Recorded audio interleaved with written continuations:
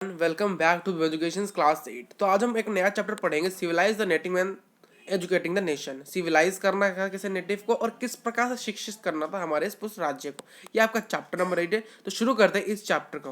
तो चैप्टर में हम सबसे पहले इंट्रोडक्शन देखने वाले हैं। इंट्रोडक्शन में ये है कि इंट्रोडक्शन में ये हम देखेंगे कि जो ब्रिटिश का रूल्स बहुत सारे राजाज, नवाब्स, पीजेंट्स और ट्राइबल्स को अफेक्ट करने वाला था। इसलिए ब्रिटिश ने कल्चरल मिशन को शुरू किया था, जो कि था सिविलाइज द नेटिव्स एंड हमारे कस्टम्स और हमारे वैल्यूज, हमारे एजुकेशन का, हमारे पूरे सिस्टम को ही चेंज करना था। जो कि तो फिर हम आगे बढ़ते हैं, तब हमें ये टॉपिक मिलता है कि हाउ ब्रिटिश ने कैसे एक एजुकेशन, शिक्षा को हमारे ट्रेडिशन ऑफ ओरिएंटेशन को माना था। तो इसमें क्या है, हमारे कुछ पॉइंट्स लिखे गए हैं। तो 3 पॉइंट्स है, टोटल 4 पॉइंट्स है। 1708 में विलियम जॉस एक लिंग्विस्ट थे, जिन्होंने एक सुप्रीम कोर्ट में जिन्हें की अपॉइंटेड किया था कि जॉर्ज में, जो कि अपने लॉ, फिलोसॉफी, रिलीजियंस, पॉलिटिक्स और मोरालिटी, अर्थमेटिक, मेडिसिन और अदर साइंस में इन्होंने शिक्षा प्राप्त की थी। जो इंग्लिशमैन हैरी थॉमस क्रोकब्रुक है और एक नाथेलिन हालहेड है, जो कि बहुत बिजी डिस्कवरी में थे। हमारे इंडिया के पुराने हेरिटेज को डिस्कवर करने के लिए बहुत बिजी थे और वो हमारे इंडिया के लैंग्वेज के अंदर, भाषाओं के अंदर मास्टरी पाना चाहते थे। और उन्होंने संस्कृत और पर्शियन लैंग्वेज को बहुत सारे ट्रांसलेटिंग किए हैं इंग्लिश में। मद्रासा एक सेटअप किया गया था कलकत्ता के अंदर, जो कि पहले उसे कलकत्ता कहा था 1781 में, जहां पर हमने प्रमोट किया था कौन सा स्टडी को, Arabic, Persian and Islamic study को। फिर 1791 में हिंदू कॉलेज को एस्टेब्लिश किया गया था, एनकरेज करने के लिए, पुराने संस्कृत के लैंग्वेज को एस्टेब्लिश करने के लिए उसे बनाया गया था, जो कि हमारे रूल्स एंड रेगुलेशन एडमिनिस्ट्रेशन को पावरफुल बना सकता था। फिर Graves errors of the east, ये हम पढ़ने वाले हैं। जो Graves errors of the east में हम क्या देखने वाले हैं, हम देखेंगे कि 19th सेंचुरी में बहुत सारे ब्रिटिश ने क्या क्रिटिसाइज किया था, ओरिएंटलिस्ट को क्रिटिसाइज किया था, ओरिएंटलिस्ट वर्जन ऑफ लर्निंग को। यहाँ पर हमारे जो नॉलेज थे बिल्कुल बहुत ही अंधविश्वास में और एक साइंटिफिक थॉट में थे। जिस प्रकार से हम पढ़ते हैं, हम क्यों पढ़ते हैं हमें पता है, क्योंकि हमें अच्छा कैरियर चाहिए, हम अच्छे जॉब पाना चाहते हैं। तब अगर अब तब समय में होता है, आपको पूछा जाए आप क्यों पढ़ रहे हो, तो आप नहीं बता सकते हम क्यों पढ़ रहे हैं, क्योंकि आपके पास कोई एक साइंटिफिक रीजन नहीं था।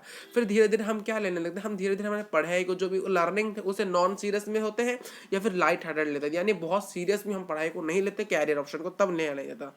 तो जेम्स मिल्स एक वो में से थे जिन्होंने ओरिएंटलिस्ट को अटैक किया था। उनके हिसाब से ये था कि जो एजुकेशन था वो एक हमारे लिए, एजुकेशन एक ऑक्ट होना चाहिए हमारे टीचिंग के लिए, जो कि बहुत ही हमारे लिए महत्वपूर्ण होना चाहिए और बहुत प्रैक्टिकल होना चाहिए।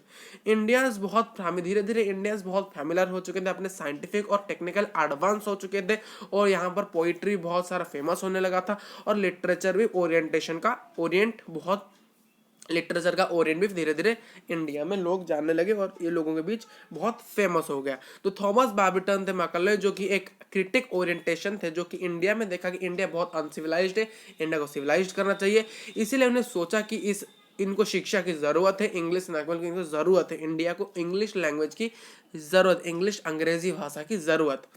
तो मैकलाउस के टाइम में उन्होंने इंग्लिश एक्ट ऑफ 1835 को इंट्रोड्यूस किया था। एक जो डिसीजन था कि हर चीज़ को इंग्लिश मीडियम बनाने का, वो उनके हायर एजुकेशन और उनके चीज़ों को प्रमोट करने के लिए किया गया था मेरे यार। तो हम आगे बढ़ते हैं। तो आगे बढ़ने से हमें क्या पता चलता है, एजुकेशन फॉर कॉमर्स, शिक्षा कॉमर्स के लिए है। तो ये हम टॉपिक पढ़ते हैं।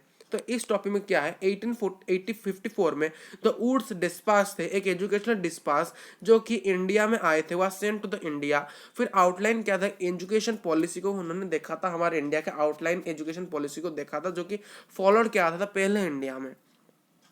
फिर उन्होंने इसके प्रैक्टिकल बेनिफिट्स इस सिस्टम के सोचे। फिर उन्होंने सोचा कि जो प्रैक्टिकल बेनिफिट्स है यूरोपियन लर्निंग, क्योंकि ब्रिटिश लोग थे, वो कहाँ के लर्निंग बताएंगे, यूरोपियन लर्निंग बताएंगे।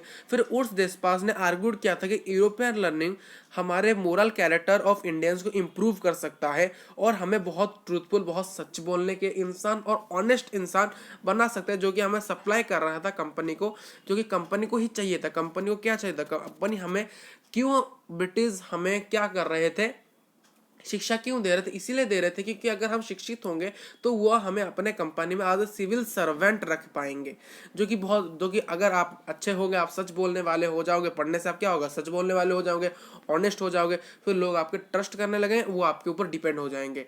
तो इसीलिए वो आप देखिए, वो अपना ही बेनिफिट सोच रहे थे हमें पढ़ाने के लिए, इंडिया को पढ़ा रहे थे, सिविल इसीलिए कर रहे हैं क्योंकि उन्हीं को ये सारी चीज़ें ज़रूरत थी। इस चीज़ को डिस्पाच 1854 के इस डिस्पाच को फॉलो करते हुए उन्होंने इंट्रोड्यूस किया था बहुत सारी चीज़ें, ब्रिटिश के द्वारा, जो कि वो स्टेप्स बहुत सारे थे। यूनिवर्सिटी, जैसे कि यूनिवर्सिटी एजुकेशन बनाया गया था, अटेम्प्ट किया गया था बहुत सारी चीज़ों को, इन सिस्टम ऑफ स्कूल लर्निंग को, ये बहुत सारे चीज़ें बनाए गए थे। फिर हम आगे अगर बढ़ जाते हैं तो आगे बढ़ने पर हम एक चीज़ देखने वाले होते हैं। तो आज के लेक्चर में बस इतना ही। तो thank you for watching this video. तो अभी वीडियो को बंद ना करने से हम थोड़े आपको नोट्स देख लें। इस चैप्टर के मैंने नोट्स बना दिए हैं। इस चैप्टर का आपको पीडीएफ नहीं मिलेगी, पीपीटी नहीं मिलेगी, इस चैप्टर का आपको नोट्स मिल जाएंगे, मतलब फुल चैप्टर के नोट्स। पर ये लेक्चर 1 है, इसके बाद लेक्चर 2 आपका आ जा रहा होगा। तो ये रहते हैं आपके नोट्स, जो कि बहुत अच्छी तरह से प्रिपेयर किए गए हैं। Civilise the netting and the educating the nation. तो यहाँ पर आपके ये जो नोट्स है, ये बहुत महत्वपूर्ण नोट्स है आप लोगों के लिए। आप इन्हें देख सकते हो, बहुत बेस्ट क्वालिटीज़ नोट्स बनाए गए हैं आप लोगों के लिए। तो आज हमने एजुकेशन फर्स्ट कॉमर्स में पढ़ लिया लेक्चर 1। हम लेक्चर 2 में क्या खत्म करेंगे, what happened to the local schools. Second, हम new routines, new rules and trigger agendas. और हम नेक्स्ट लेक्चर में चैप्टर को पूरा खत्म कर देंगे। आपके पास पर ये चैप्टर्स के नोट्स एडवांस में आपको नेक्स्ट लेक्चर के नोट्स आपको मिल रहे हैं। ये पूरा चैप्टर है आपका, सिर्फ पूरा चैप्टर मात्र हमने 3 पैर में कॉम्प्रेस करा, क्योंकि आपको आप जब भी एग्जाम का समय आपको प्रेशर ना रहे कि मेरे चैप्टर तो 10, 11, 12 पेज के हैं, बट ये 3 चैप्टर में आपको पेजेस हो जा रहे हैं। हम इसी से आपके इसी प्रकार के नोट्स हर एक चैप्टर का, हर लेक्चर के नीचे हम लेक्चर्स के नोट्स नहीं, आपको पूरे चैप्टर के नोट्स बना के प्रोवाइड कर देंगे। तो thank you for watching this video.